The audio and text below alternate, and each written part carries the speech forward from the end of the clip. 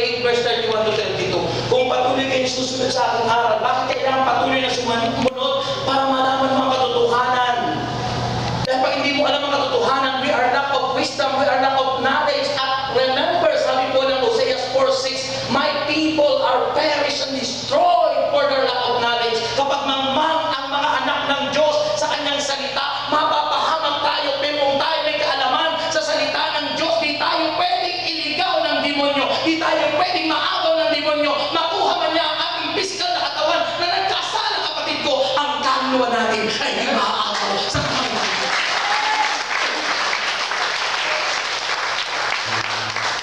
Ay kung wala ka ba ngayon, natatakang ka na, di naagaw ka na. Kaya kailangan po na dumalabay sa mga gawain. Makinig, mag-aral ng salita ng Diyos. Doon sa tunay na tinatag ni Jesus, hindi yung sama na tayo, sama kung saan-saan, sino ang pumaya sa iyo, sama ka, dahil ko lang ng kaalaman, anong nangyayari? Unga ka ng unga, uunga. Because of lack of wisdom. Pag unga ka ng unga, dinadala ka sa labas ng pulungan. Pag nasa labas ka ng pulungan, ano sabi ng Panginoon? May mga tupa akong nasa labas ng pulungan. At kailangan ko rin silang alagaan. Sila yung mga lumabas. Sino ang nasa loob ng pulungan? Yung mga faithful believers of Christ.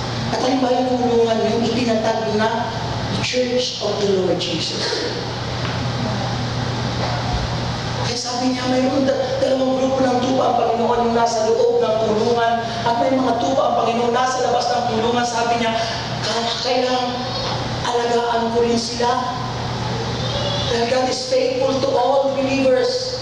Sa kabila ng lahat na sila'y naliligaw, sa kabila ng lahat na sila'y nasa labas, pinuprotektahan pa rin sila ng Panginoon. But at the end of this world, sabi ng sulat sa mga taga-Epeso, silang lahat kasama tayo ay pag-iisahin lahat kay Kristo dahil malalaman nila ang katotohanan at ang katotohanan ito'y si Kristo na siyang magpapalaya sa lahat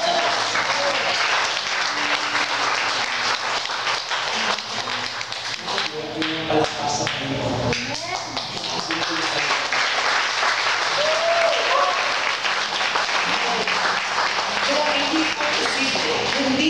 It is possible to live a life of holiness. At yun, ipagpasalamat natin. Kung pwede man sabihin ng Panginoon sa 1 Peter na magpakabanal kayo, yamang ang tumawag sa inyo, ibanan, magpakabanal kayo. Eh kung hindi posible yun, eh bakit sasabihin pa magpakabanal? Hindi magpakahangal na lang tayong lahat. Kung gusto natin magpakahangal lahat, eh, magsayo lahat tayo dito ng hubot-hubad. Sa demonyo. Di ba may church na gano'n? But because we are trying and gusto natin na mabuhay na may kabanalan, pinagsisikapan natin ang buhay. Ginagawa. Hindi lang sinasalita. Ginagawa. Amen. Naalala niyo yung gospel sa Sunday, di ba? Yung pariseo, puro salita lang, pero yung babaeng makasalanan, ginawa niya. Yung pagmamahal kay Jesus. And remember, sabi nga, actions speaks louder than words. Yung ginagawa nating matuwid, araw-araw, kaya mo nang magpuri sa'yo, natutuwa at nagkagalak si Jesus.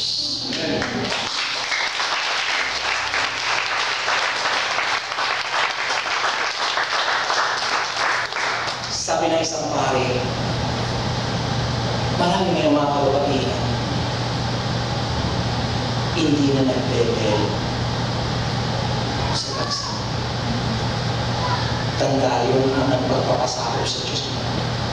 Napagkakabel daw pagsama-sama sa Diyos. Hindi yung prayer meeting, yung pagsama doon sa palamisa. Sabi mo isa, hindi pa daw. Kaya kayo lahat mo, halos lang nakikita ko mga kababaihan sa simbahan, nakabelo.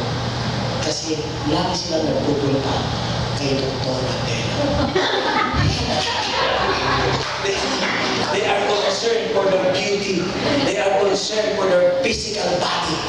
But they are not concerned for their spiritual life. Doon tayo kayo mga kapatid. Mas concerned tayo sa ating susuotin sa darating. Kaya nasabi ng Panginoon huwag niyong isipin yun. Dahil kung ang mga ibon nga ay ang Diyos pinadalo ang pagmamahal, sabi niya, kaano ba kaya kayo? Tayo. Ang nais ng Panginoon, number 1 natin ay yung spiritual. At yun ang thanksgiving. Ano ang pagpapasalamat? Magagawa mong magpasalamat sa Diyos kung una mong ibinigay ang sarili sa Diyos. You can give thanks to God if you are truly give yourself to the Lord. Di ba yung sabi ng Romans 12, verse 1? Ialay niyo ang inyong sarili bilang handog na buhay. Banal at tanong-dugon sa Kanya. Ito ang karapat-dapat na pagsamba ninyo sa Diyos. Bakit sinabi, ialay niyo ang inyong sarili bilang handog na buhay? Ibig sabihin ng buhay with perfect relationship with God. Kasi kung hindi perfecto ang relasyon natin sa Diyos, patay ka pa rin spiritual. Parang sanga, kung hiwalay sa puno, matutuyo. Kaya sabi ng Panginoon, ialay niyo ang inyong sarili bilang handog na buhay. Ibig sabihin, you have perfect relationship with Christ Jesus. Banal. When you have perfect relationship with Christ Jesus, Jesus Christ is the only holy. Siya lang ang banal. Walang iba, lahat ay makasalanan. And because we have perfect relationship with Christ Jesus, the holiness of Christ imparted to us. Pinapadaloy ng Panginoon at binibigay sa atin ang kanyang kabanalan. It is not ours, but He imparted to us His holiness, His character, lahat ng pag-uugali ng isang tunay na Kristiyano, lahat yun ay pahiram sa atin ng Panginoon. Ang magandang pag-uugali. Pero kung bakit yung ugali natin, di wala tayong perfect relationship with God.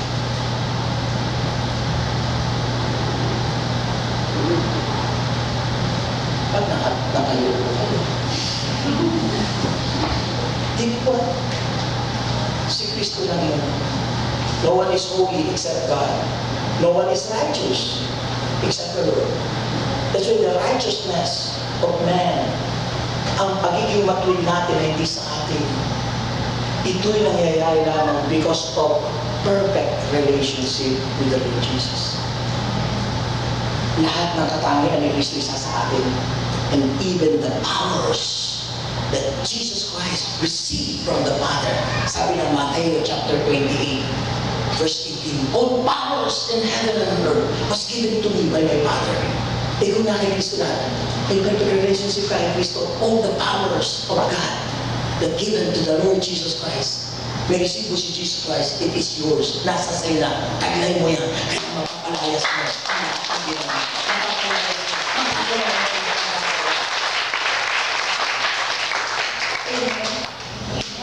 Yung masasabi mo, yung sign nun, naku, ikaw may sakit, ay ipatong mo lang yung kamay mo because of the power, sabi ng Panginoon, at sino mo mapatungan ng alamang kamay na may sakit ay gagaling. Hindi ikaw mismo, na nanampalataya kung may perfect relationship with God, you believe and you accepted that you have the power of the Lord.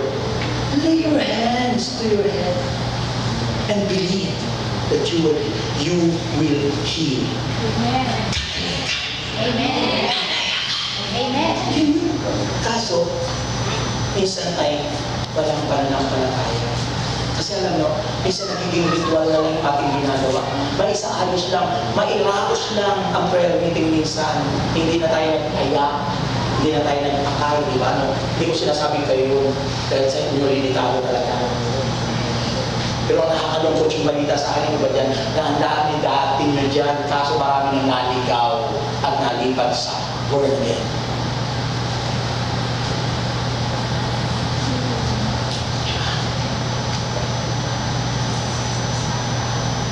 Kaya mahalaga po, tayo ay mga tagapag-alaga ng tuwa. Nawa tayo bilang tagapag-alaga ng tuwa. Tayo ang nauna at sila sila sumusunod. Hindi tayo ang nahuhuli, kaya maraming malalagyan. Ano ibig sabihin? Tayo ang unang kakitaan ng magandang ugali ng Panginoon. Makita sa atin ang larawan ni Jesus. Makita sa atin ang katangian ni Kristo. Para hindi matisod sa atin sila. Hindi niya famous. Kaya minsan hindi tayo makaakay kasi nakikita yung pangit natin ugali. Nakikita yun. Yung pagiging lingkod natin na tayo pa ang natitisuran dahil hindi natin ginagaya ang Panginoon. Sabi ng salita ng Diyos, imitate Christ in every day of your life. Gayahin mo ang Panginoon na nagpakababa, hinugasan ang paa ng kanyang mga alagad. He humbled himself. Hindi siya ang nagpakataas, nagpakababa. Kala mo si Kristo, kapag nagkakamali sila mga disciple niya, sinasabihan pa niya, lumayas ka sa harapang demonyo. Si San Pedro sinabihan, para lang i-correct. Di ba minsan para gusto nyo ituwid yung inyong mga anak, kaso ngayon may batas na. Pakakaidimanda pag tumawag yung iyong mga anak sa ano. Pero bakit nagagawa natin ang parang isa na ating dinidisiplina mabuti ang ating mga anak dahil ayaw natin maging masama ang ating mga anak.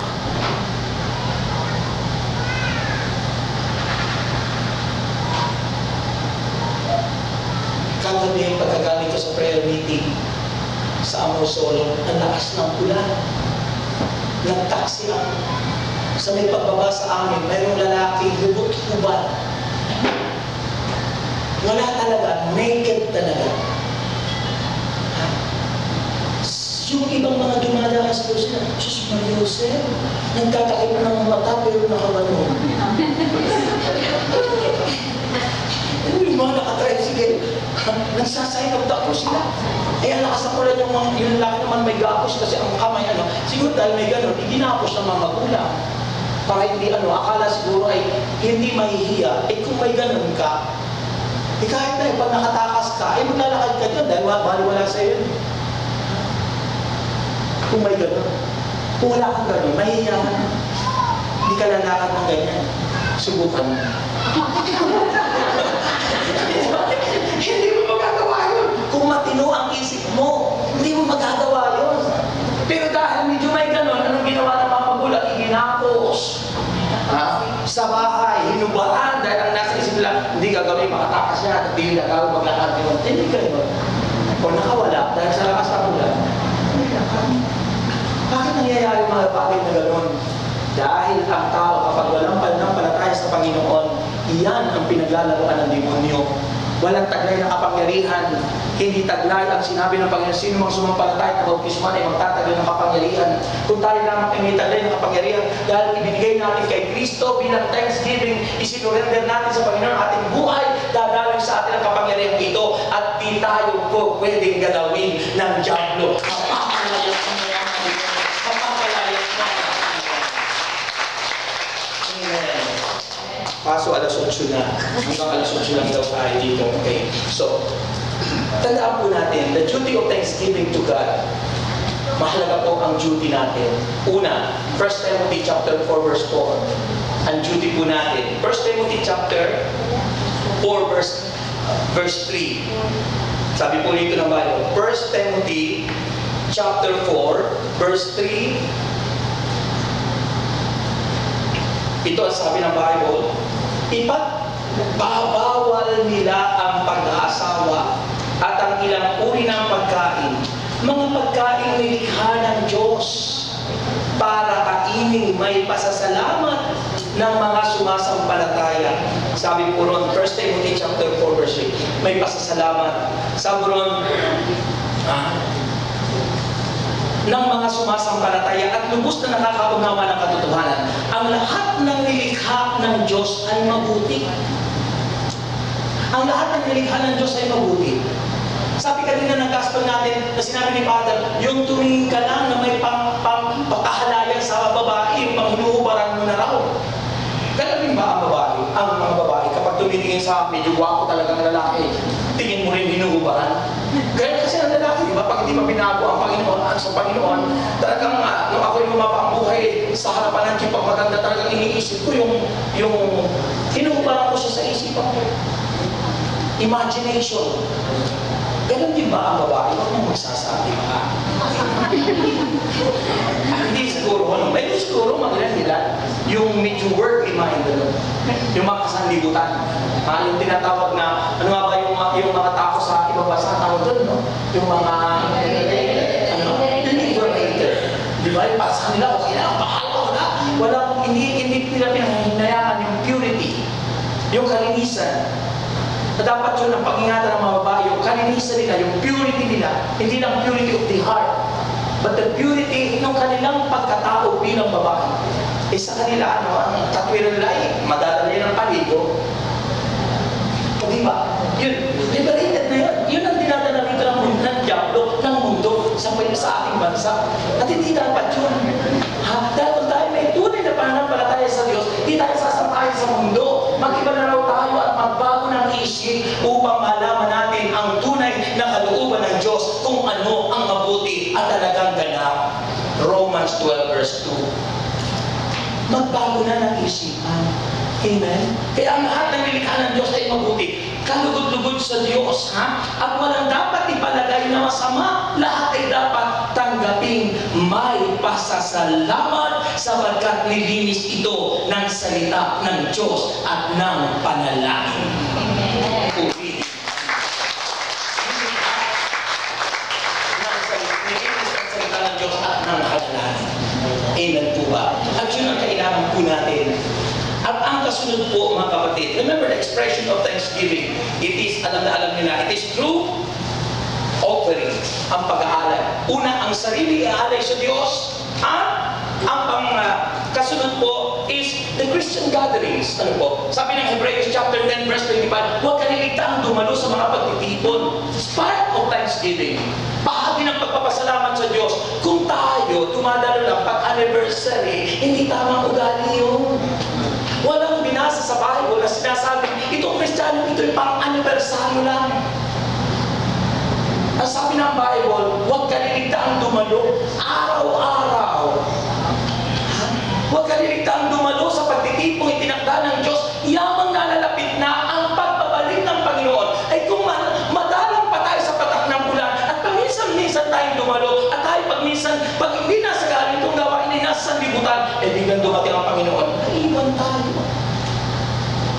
At pag naiwan ng tao, pag biglang dumating ang Panginoon, basahin yung 1 Thessalonians chapter 4, andun yun.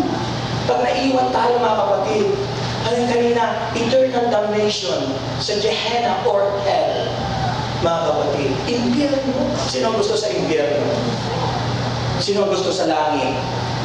Panalangin ko na pumunta na tayo. Huwag muna.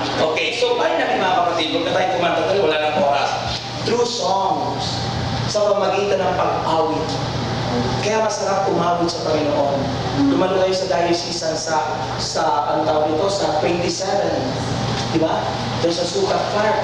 Dahil mag-aawitan tayo doon. Ang mga youth, mag-aawitan lahat. May sasayaw. Diba? Kailangan po, and that is thanksgiving. Pasasalamat, sabi ng Psalm 95 verse 2, mahalaga ang umawit sa Panginoon. Diba? Kayo awit ang awit sa Panginoon. I will praise you till I die. Ayun. Awit ang awit, I will praise you till I die. Nasaan na sila ngayon? Hindi pa nga namamatay. Nawala na. Hindi pa namamatay, pero wala na. Pero pangako nila sa Diyos, I will praise you till I die. Pero namatay na. Diba sila? Hindi pa. Buhay pa rin. Pinagsipag-lipatan ako saan-saan. Kung saan napunta, may napunta sa sanlibutan, may napunta rin sa ibang Christian church, depende sa kanilang pinuntahan. Pero ang mahalaga, if you are truly faithful sa amang ministeryo at tinawag, be faithful. Magpakatatag, sabi sa ating readings ngayon, magpakatatag kayo, huwag matitinan. Magpakasipag sa gawain ng Panginoon, yamang nalalapit na ang pagbabalik ng ating Panginoon. Sabi ng ilan sa'yo, ay salamat, natapos. Taas ang mga kamay. Just close your eyes, mga kapatid. Just close your eyes and feel the presence of God. Panginoon, sa amin pong pagpapasalamat sa iyo, ikalabing siyang na anibersaryo. Nakita po namin ang mga videos, O Lord God, ang aming pananaw sa mga nakaraang sulyak, baliktanaw, Panginoon. And we pray, O Lord, na magkaroon po kami ng growth, not only in attendance, O Lord, but growth in our spiritual life, Panginoon. Magkaroon kami ng growth sa amin pong mga pag-uugali.